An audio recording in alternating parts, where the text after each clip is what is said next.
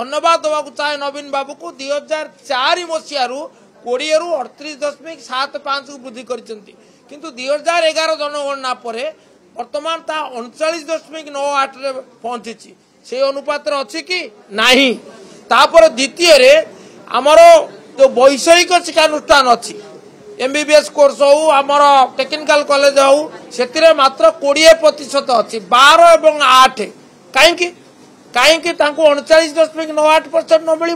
सी हूँ आमर दाबी। आउ तृतीय रे ओबीसी मानक आदौ संरक्षण ना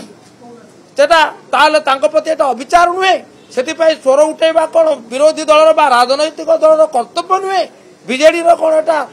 भूमिका नुहे से हूँ प्रश्न। एवं सरकार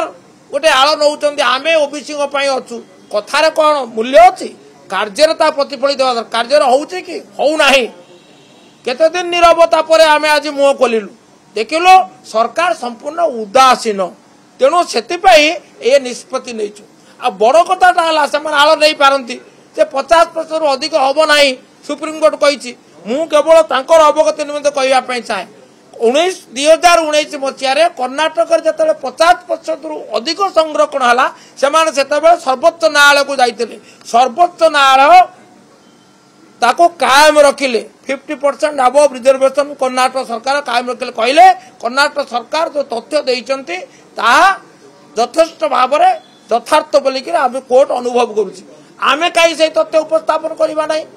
आमे कहीं दीर्घ काल धरी 94% लोकों प्रति अविचार कर चलिबा। तेणु आमे चाहूँ सरकार ठोस निष्पत्ति सरकार पछघुंचा कहीं